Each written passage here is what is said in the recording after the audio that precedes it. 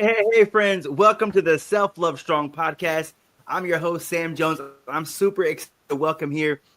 We have an honor to have our guest, Nora Neff Hardy, an expert in brain health and wellness, herself to shedding light on the often overlooked issue surrounding mild, moderate brain injuries. Nora is passionate about raising awareness about the impact these injuries have on mental, medical, and societal well-being. For being here, I'm truly be here, but to share your story with us. Hi. Well, let me. Um, All right, you doing perfect. okay over Yeah, there? so glad you're here.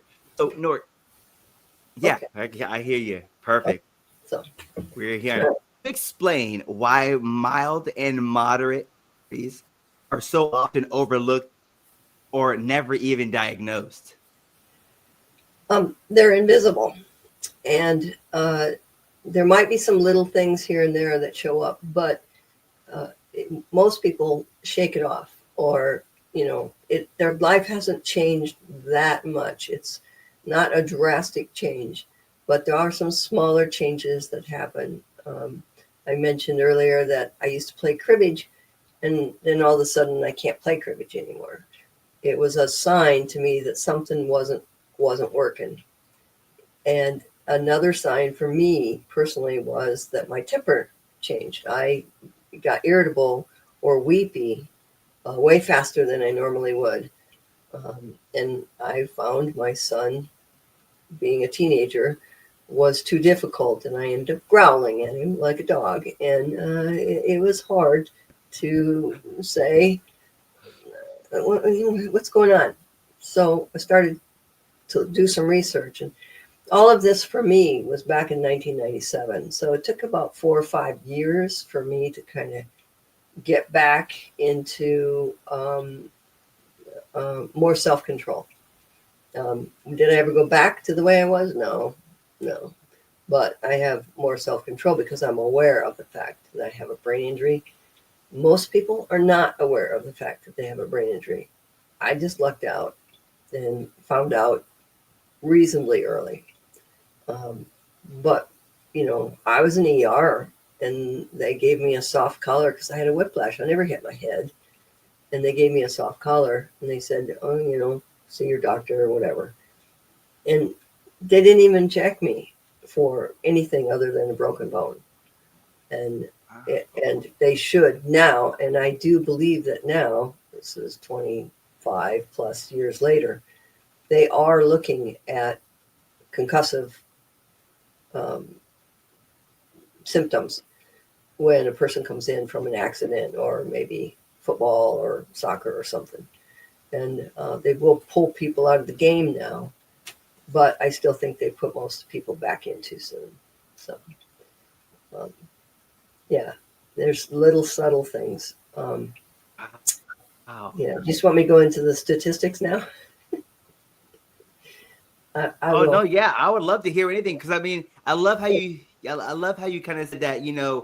They're commonly unnoticed. Is there anything like you notice? Kind of manage is like the things that you would normally do, you couldn't do anymore. Is that the best way you would say? How would somebody really identify if maybe they an injury? I noticed you said it was a whiplash. You didn't really hit your head. How would be the best way to kind of? I think the value for me is I had done yoga since I was age 14. So I have um, developed a power of self observation.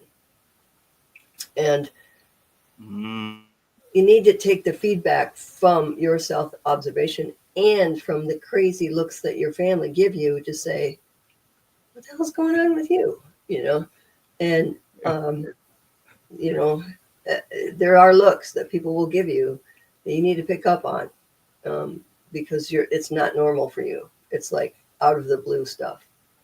And in my case, I realized my temper was the worst, but I also lost my ability to do subtraction and division. And I can do them, but oh what the heck? wow. use a calculator. It's way faster. And yeah, and there were other things like I could play. I was never a good piano player. Give me a break. But I could play the scales, and I could play one or two songs, and I would just practice my fingers up and down the scales every once in a while, and I could go up the scale, but I could not go backwards down the scale. What's that about? You know, Oh, wow. there's a Yeah. section in my brain that has to do with going, dividing and going to the left. I'm not sure. And it was just another one of those subtle symptoms. Patterns on the carpet. If I went to somebody's house and they had a pattern on the carpet, I couldn't comprehend the carpet, flashing lights. Wow. Never had a problem with that before. So there's little things, and then noises and the startle complex. Ever seen anybody who has, like, they're jumpy if something, they come into the room and they're suddenly there and it's a problem for them all the time, then chances are they have unresolved trauma so they have a startle complex. And yeah, there's a lot of little things that come with mild and moderate brain injuries that you just don't pick up on. Comprehending how relationships work. Maybe there's parts of your body that are starting to deteriorate that shouldn't be deteriorating. And then statistically, I pointed out that I hate to bring people to this point, but even with a mild and moderate brain injury, even just mild brain injury, the Danish Institute of Suicide Prevention has figured out that there's an 81% higher chance of suicide from even a mild brain injury. And that statistic really, knocks your breath away, because who do we know, someone in our lives who chose suicide? If we look back at their life and their history, they have an 81% chance of having had an undiagnosed brain injury, because the symptoms are so mild. They're not drastically changing your life. Like if you get in a car accident and you mangle your body and you're unconscious, clearly you have a brain injury. And you're in the hospital, you have a chance to get some help. You have a chance to recover as best you can because you got people helping you. But in my case, I just went home and tried to continue my life the way it always had been, and it wasn't working. So to start with, I wasn't going to drive for a while, but and that was hard. But I had two young sons. I had to go places, and but other statistics, how it affects. That's a personal thing, and a depression and anxiety thing that comes from not being able to figure things out, not being able to put your finger on whatever the problems are. It's just like problems are not specific; they are nebulous, and you can't figure them out. And you get depressed because it's like, I can't figure this out, and then you get depressed, and there's more to that depression. But your brain also has to work real hard. You might have some narrow passages in there, and the blood flow doesn't get back up in there. The other couple statistics I want to throw out is that 60% of the people who are incarcerated have known brain injuries. What about the other 40% that are incarcerated? We don't know if they have a brain injury. Whoa. And over 55% of people on the streets have brain injuries. So wow. Some sort of PTSD, which could be from a brain injury or just some bad experiences. So this is a societal problem. And people with brain injuries are supposed to carry a card in their wallet and say, I have a brain injury. And the cops are supposed to look at Wow. that. It's like, well, how does that work? If you're having a temper tantrum because all of a sudden your world fell apart and you don't know how to cope with it, and now you're a manic on the street, are you going to hand your wallet over to a cop to say, I have a brain injury? You don't have that presence of mind, and the cop doesn't have the presence of mind either. So there's a huge toll on society for these undiagnosed injuries, plus the toll on, I don't know what's wrong with me. But if you get the diagnosis, then you can, oh my God, that's another spot that needs some help. You know, is this me talking, or is this the brain injury talking? Things come out of my mouth sometimes. It's like, oh, Wow. So yeah, it's a I see it as major mental health impact on society in general. So, Wow. yeah. Wow. So I don't know if so what do you? Oh yes. Oh no. Go ahead.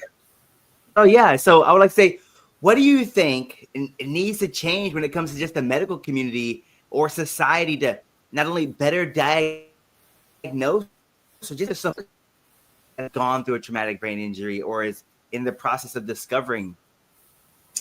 I think that well, I kind of hate to say this, but I kind of need to say it. I think we should make the No, I assumption. want to hear it. Yeah, I think there should be an assumption that Mm. that you have a shaken brain when you've been in a car accident. Okay, when you've been in some sort of accident, you need to understand that your brain has taken a shake or had an impact, and um, the brain does better in certain positions than it does in others. My particular situation was I was leaning forward, looking at my son in the car when we got rear-ended. So I was not in the normal position. I was turned sideways, torqued my neck pretty badly, and they sent me home with a soft collar, which was fun because I just wanted the heck out of there. Um, but they didn't say anything about watch for symptoms of a brain injury, nothing. And I had in the beginning periods of I wouldn't say fainting, but there were moments I would be standing and I would say, I have to lie down. I would just lie down on the floor. I mean, I would be talking. So I'm laid down on the sidewalk once, talking to somebody. He said, I got to lie down because I don't know what was going on. Well, in retrospect, my whiplash was enough that my neck was swollen. Okay, and you don't really think about it because it might swell a little bit, but it's all the muscles and everything are like, I'm trying to hold your head out straight, and now it's slightly swollen. So what happens when your muscles get tight is it restricts the blood flow, right? So if it restricts the blood flow, what's happening to your brain? All of a sudden your brain says, I ain't got no blood, you gotta lie down. Wow. And if they had said, with a whiplash, we want you to lie on your back for 3 weeks, don't get up any more than you have to, wait until it calms down, because it's not just like a sprained ankle, but it kind of is. You sprain your ankle, you're on crutches for a while, you put it up and you try to get blood flow to it, a little heat, a little cold. You can't use it, and it's not good for at least 3 weeks, So why do we just not think that way about the neck? So I suspect that my initial brain injury was a shake, pretty good shake, but I had a secondary injury from the lack of blood flow. So, and Oh, wow. people talk to me and they know me and they have no clue that I have a brain injury. My family gets it. My friends get it. Yeah. And occasionally there's something I get up and say and people are going, where did that come from? Well, it came from a good idea somewhere down the line. But anyway, it's Oh, yeah. Yeah. yeah, and we all know somebody. We all know somebody who was in some sort of Mm. accident and was never quite right after that. You know, we all know somebody who struggles to keep a job. They shouldn't. There's no reason that person shouldn't be able to keep a job, but yet they can't. And we probably all know somebody who, let's see, oh, is grumpier than hell all the time. You know, Yeah. yeah. You have to walk on eggshells. It's like, don't piss them off. Don't let them get angry. Don't let them get, you stay out of their way. We all know somebody like that. And I maintain that those people have at least PTSD from some event in their life. And it could be from a brain injury or the result or results in a stress overload that erodes the brain to some degree. So and then you got your chemical Wow. brain injuries and you got your Wow. nutritionally deficient brain injuries, and people that have eaten crappy all their lives and they're just kind of like kind of a crappy personality. Sorry. So You're good. Yeah, it makes so much sense. Like you're saying there, it's so challenging. I can only imagine, like I love how you said that we probably all know somebody. And I think of in Texas, massive sports, it's always been tied around football, which is a head-to-head combat, or combat sports like boxing or there's just I'm thinking about, man, if you're in a combat or a type of sports injuries, you think about people get concussions all the time. I've had friends who've had concussions, and I'm like, wow, it really makes you look at that differently. And I like that approach right, that you said, if they've been in something like assume. just assume it. So when I was in the ER, they should have said, you have a whiplash, which means your head and brain were shaken. And because of the whiplash, you need to rest. But you likely have shaken your brain. So you're going to have to watch for symptoms and keep check on it. If they'd even just said that, it would have made a big difference. And if there's a way to check you out for that while you're in the ER, they have, like I said, they have better concussion protocols now than they did. Mine was 1997. They hadn't even come out with the big football thing about the CTE at that point. They knew about it though. They knew about it, but they hadn't been confronted about it. So, and now you see those helmets. Most of them are practice helmets, but you see those helmets with the padding on the outside. My girlfriend and I, back when our sons were playing football, one of them, her son, got a concussion, and we were talking before that a lot of the injuries in football have to do with the helmet hitting some part of the body, and we decided that they should have padding on the outside of the helmet also, and we should have patented it. We didn't patent it. Somebody else finally came up with it, but I feel strongly that helmets save lives, but I don't think they're designed with the best potential for saving that brain. So, and that bicycle, horse, whatever. If there's a little cushion on the outside, then get a little cushion to start with, and the brain and the come down, and even on the inside. So you have, you wouldn't climb a rock wall without a pad. Why why does the 30 mile impact of football or a 40-mile impact of bicycling, or 20-mile impact of skateboarding not be as worthy of a crash as that when you're rock climbing, you know. So True. Yeah.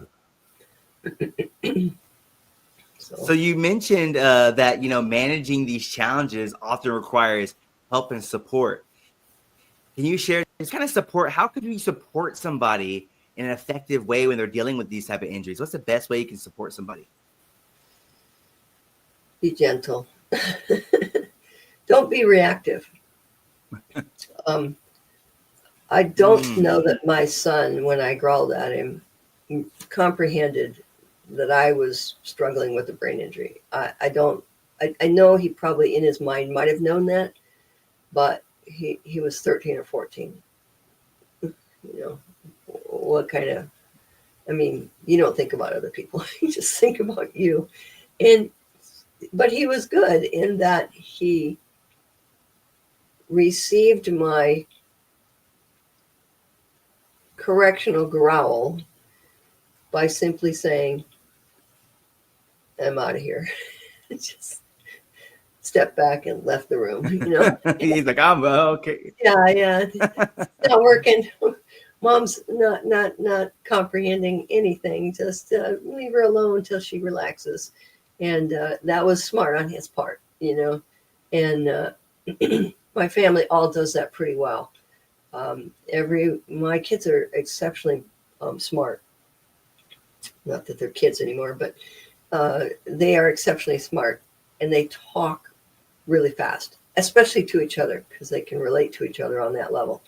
And I'm just looking at him like, I'm watching a really fast ping pong game. I can't participate at all, And they will slow down. Wow.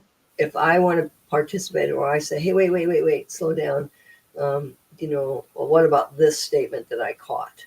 And they are pretty good about just saying, oh, well, this is what we were talking about, and this is how it, So they've gotten really good at it. And my husband does pretty well too.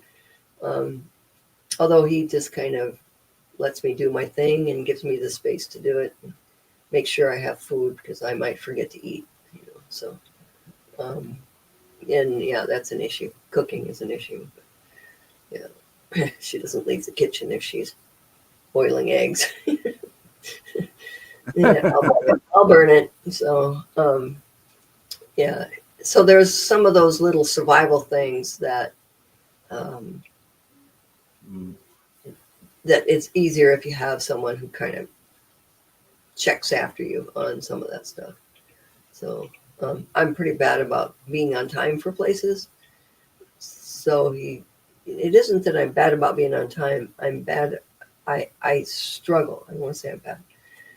I struggle with how much time is it going to take me to do X before I go to where I'm going, if that makes any sense.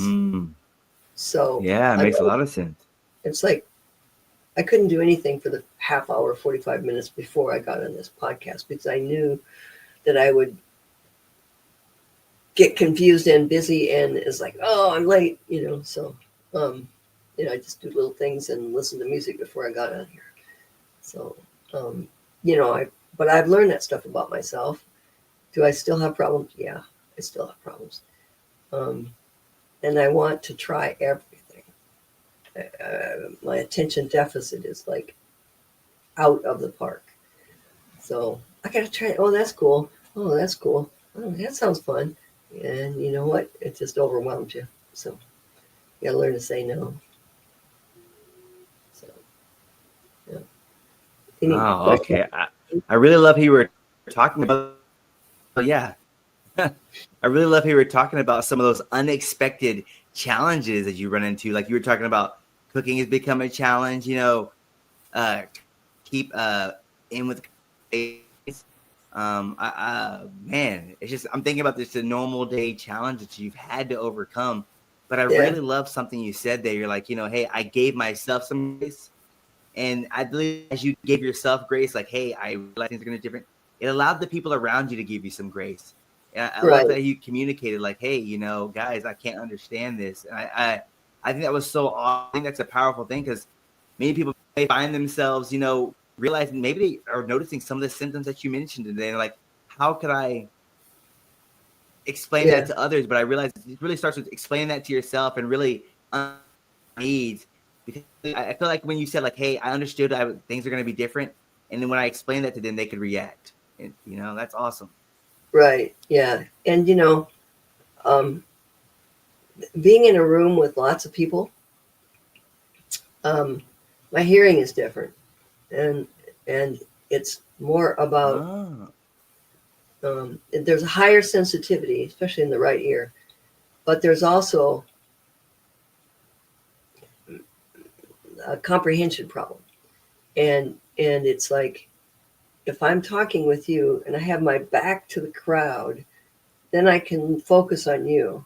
But if I have my back to the wall and you're in front of the crowd, I can't hear what you're saying because everything comes at me. And now they call this central auditory processing disorder or dysfunction or whatever.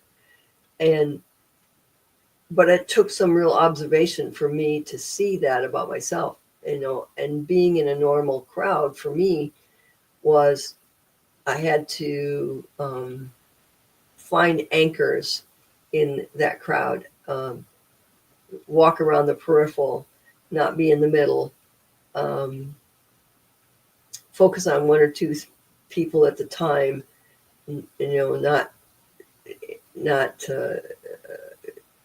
well, see, let me give you an example. My son was a competitive swimmer, and it was a small swimming pool area, a normal sized pool, but there was not much deck space. And so it was crowded and loud and extremely noisy um, during the swimming meets. And I grew up in this environment, was not foreign to me.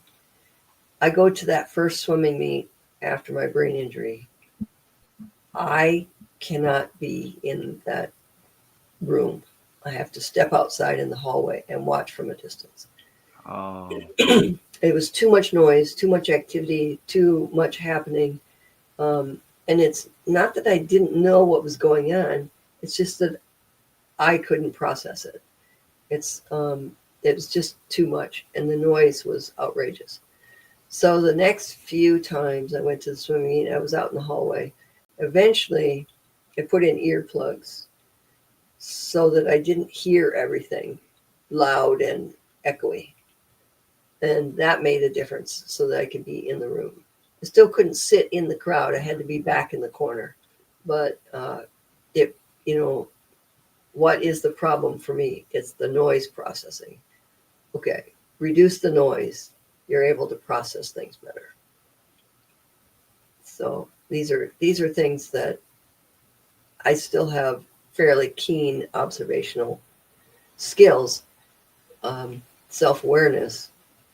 So now I try to help other people come up with those moments of self-awareness and skills to reduce the confusion.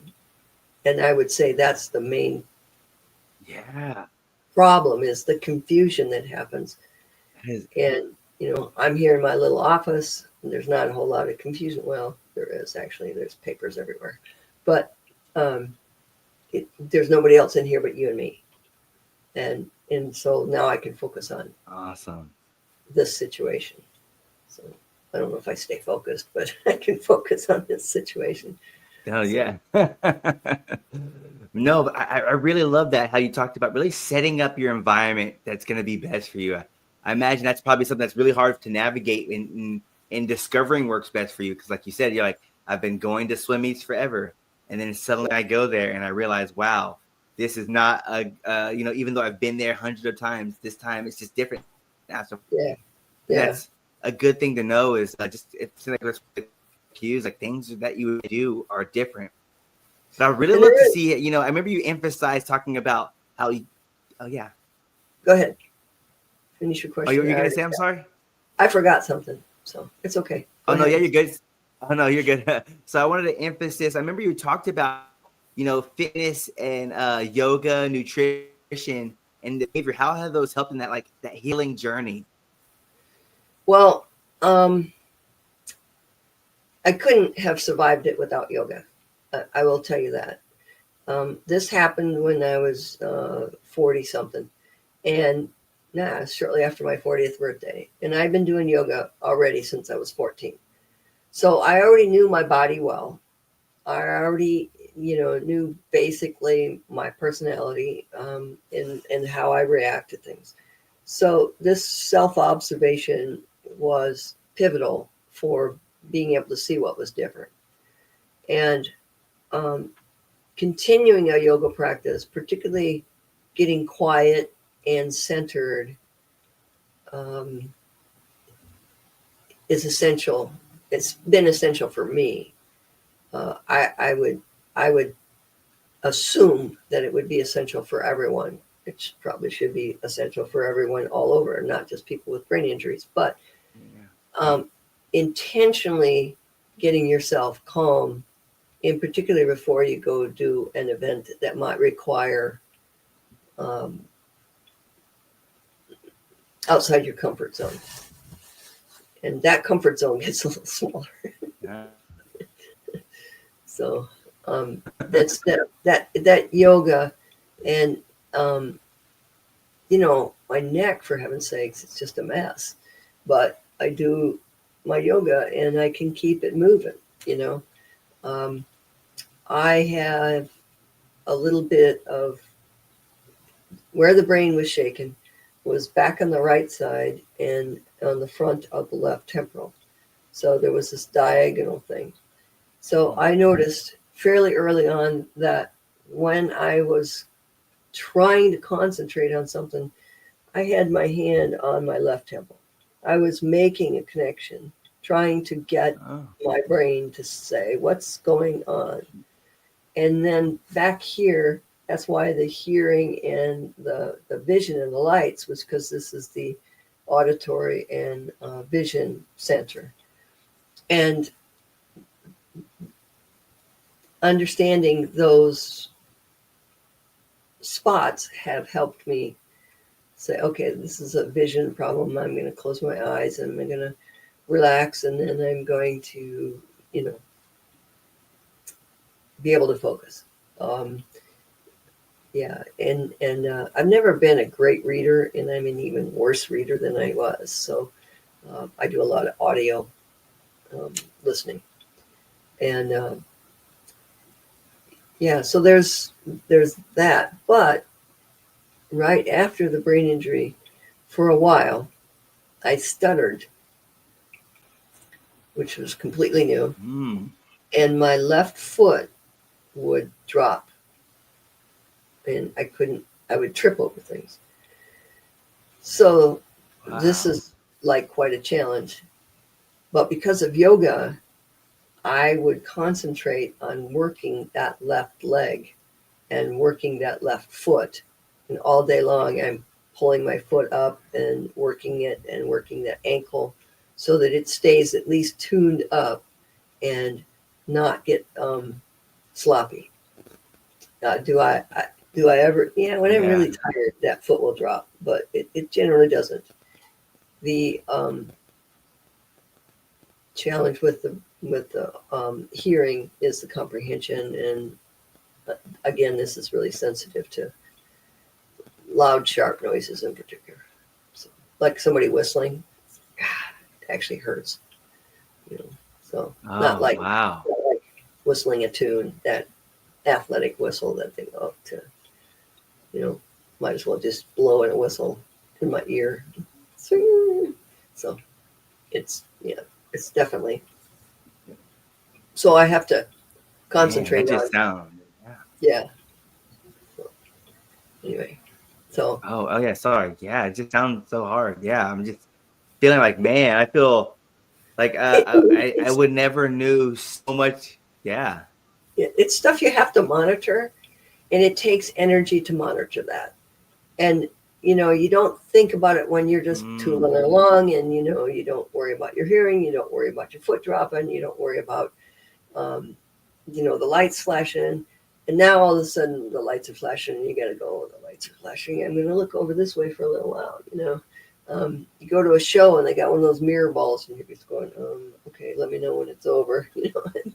Um, so you have to monitor it and manage it, and that takes a certain amount of energy, which you're probably low on because now you have a brain injury, so your energy levels are different. So. Oh man, it's such a challenging thing to overcome. I never knew and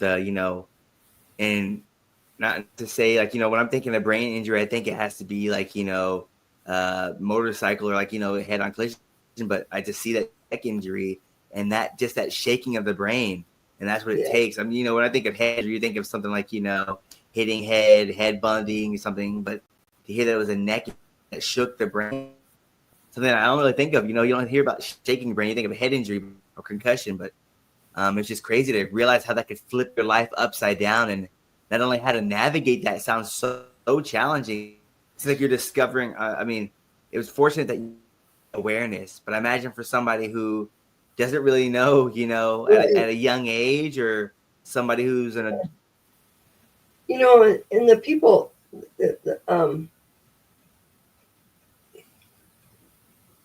I got two things going in my brain. Hang on. No, yeah, you're good. One of the things that, another statistic tangent is the, people that are always getting in a fight, and they're always, they get in a fight, they might have a little bit to drink, and then they get in a fight, and now they're in another fight, and now they're in problem, now they're in jail, now they're in domestic violence issues, how many people grow up in a domestic violent home, and we think, oh, the domestic violence is perpetuated because that's the behavior they learned. Well, yeah, there's probably some merit in that, but that violent person probably, I'm going to step out and say, probably has a brain injury from their way that they were raised, and got banged up a little bit by their parents or brothers or sisters, and now they think that's the way that things should be, so they perpetuate that onto their children, and now we have generation after generation of people who are violent, out of behavior, but also because they cannot comprehend a possibility of doing something different, because that's so ingrained, and they actually have brain injuries as a result. And they could be just little brain injuries. I mean, tiny brain injuries accumulate. And that's what they discovered with the CTE in the football, is it's not just that one concussion. And pull out that reason. I think it was about 6 months ago, there was a guy in the Northeast who went on a rampage, and he shot and killed a bunch of people, and nobody could figure out why. And then they did an autopsy and found out he had CTE, but he had never served, even though he was in the military. He was in weapons, and he had perpetual concussive injuries from being in those loud banging noises forever. And his CTE was enough to warrant the behavior that he had. So, yeah. So what I would like people to know is your brain's a fragile egg, man. Don't shake it, don't stir it, don't smash it. Be nice to it. It's all you got, because if it don't work, you don't work. And there's a lot to that. So be nice to your brain. And if you see somebody who falls and hit themselves and they see stars, automatic concussion protocol. And maybe even if they don't see stars, you talk to them about brain injuries and how devastating they can be. They need to rest. So it's very important. I wish everybody knew that. I wish now coaches, safety coaches have to go through a safety protocol, and that concussion protocol is part of it. But I think there's still an awful lot of denial an awful lot of, yeah, I did that. I'm okay. Well, maybe you're not, you know, maybe you're doing something that you might not have done before, that you would have been more capable of doing a different job, but now you're doing this job because it's easier. You know, there's a lot of people who do factory Yeah. jobs because it's an easy job. It's not an easy job, it's a hard job, but it doesn't usually take all your comprehensive computational skills, you know. So, um, yeah. So Man, anyway, that was that love that. tangent. I love that how you talked about, man. This is Yeah. no, that's good. That was good. I think people really need to hear that your brain is fragile and you only get one, right? You not get a redo. I think that's Yeah. so important, the importance. But what would be one of the most important pieces of advice you would give somebody that is here, it hears this and might be like, man, maybe I do have a brain injury, or how they could better support somebody. How, what would you give? What's that one piece of advice you tell somebody that they might think they might have when after hearing this? The CDC now has the concussive protocol on the list, and the Centers for Disease Control. And if you type in your search, the Centers for Disease Control concussion protocol, even if you type in concussion protocol, you're going to come up with the of I'm not going to say comprehensive, a sketch of possibilities. There are symptoms. You know, I should have put this up on my computer. It's like a 2-page list of symptoms. you know, Oh, um, you're good. Yeah. yeah, and but there are tons of symptoms, and you know, the biggest symptom, I think, it doesn't really matter if you do math unless you're a math professor or a math person, and if you're having trouble with math, then you need to make some adjustments and get some support for that. Okay, math was a strong suit for me, but it's not now. And I don't really care. I'm in my late 60s, and I use a calculator for the basics, and that's okay. But if that's your thing, Yeah. you need to be aware of the fact that you're struggling with that now, and you can't hide that from people, and you can't feel ashamed of that problem, because that shame just shuts you down. And when I screw up now, I just say, yeah, sorry. And because there's nothing I can do. Yeah. And if I get mad at myself, for instance, I might forget words. In fact, if I get tired, a lot of words just disappear. And they could be simple words, not big words.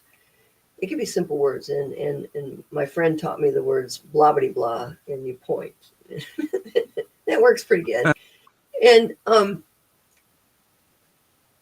and if you can't get the words out, I just pause now and I say, okay, what other word can I find that might work for this?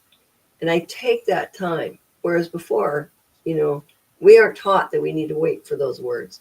We are taught we are blah blah blah. It's a fast, fast, fast thing. And Yeah. now I teach myself to take a breath and say, hang on, I can't find the right word for that. And people will wait for you. They will listen if you just own the fact that you're struggling for that word, and it works well if you can just be sympathetic to yourself about those issues. So the biggest takeaway I would say is be gentle with yourself. Understand that you might be struggling with brain issues, and make sure that you are an advocate for yourself and everyone else not to do stupid stuff, you know. And if you do stupid stuff, because most brain injuries actually happen from falls, but there's a lot of brain injuries that happen in the teen years from testing our limits of gravity and force. Yeah. And Yes. so be be aware of those things. You can take that egg and put it in the eggshell, and you can shake it. Is it scrambled before you open it up, or does it have a little leak? So either way, you're likely to have a bit of a problem with something. No, that's your story of yes. Yeah. Wow, that's beautiful, man. Thank you so much for just sharing this story and spreading your message, because I think it's so important. I think about many times in my falling and just having more patience for the people around you, because now, like you said, it's unnoticed, and we're realizing that it's just those statistics of like, with this mental health, you start really having more compassion for the people, because you don't know what a brain injury. I mean, like you said, if it's undiagnosed most of the time, really got to enter into each situation with more compassion, like you said. And if they're doing some of those things out of the norm, they might have just be survived mild, which is there was a guy that rode his bike everywhere in my town, and he was he had some challenges. It was clear he had mental health challenges, and he had bursts of anger, especially when kids would tease him. He would get all mad at those kids, and then the kids are afraid of him, and then people think he's a terror on the streets. Well, I witnessed more than once the kids were torturing him before he got mad. And if you look at that situation, the young man didn't have any experience with knowing it wasn't his fault. He probably grew up, he said that he was in an abusive family, and he was, a drinker all the time. Lots of times we try to soothe our inner savage by drinking or doing drugs, which only compounds the problem. And but if you sat him down and talked with him like he was a human being, he was a pretty nice guy, but he couldn't tolerate being teased. Fair enough, Yeah. So Man, be sympathetic for those tough. people who are, whacked out. Are you whacked out? Yeah, you took a whack to the brain. That's why. Yeah. So. Yeah. And thank you so much, Nora, for just spreading your message, sharing your time. So, Nora, you mentioned you're on Facebook, correct? Where if somebody had some questions and wanted to connect with you, where could they do that at? Yoga Central Studio Facebook page, and also my name, Nora Neff Hardy. I have two, a personal Facebook and then a professional Yoga Central Studio Facebook page.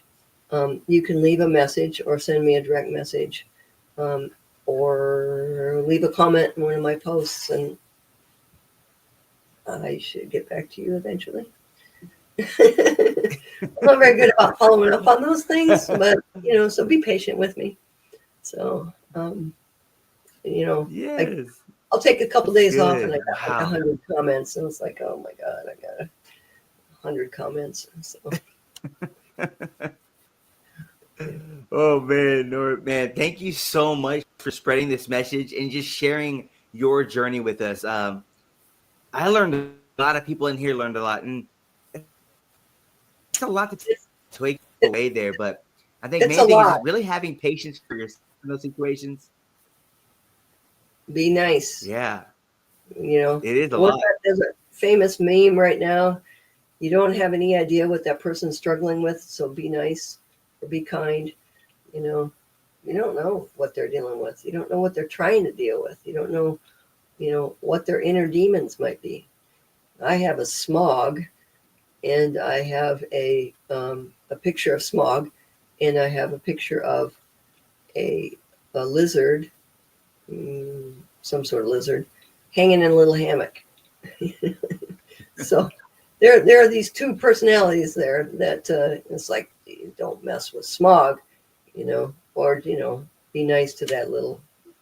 You don't want smog to show up. So it's an issue. Yes, indeed, man. Thank you so much, Nora. So hey, I'm gonna put all of Nora's bottom of this. in there, and I'll put her group as well that she has, that Yoga Central Facebook page that she has there, you guys. But first off, foremost, thank you so much for sharing your journey. Thank you for being part of this episode. Thank you for sharing that knowledge, you guys. So put into action, like you said, show a little bit more grace, give more patience, because you never know what anybody's going through. Y'all take care.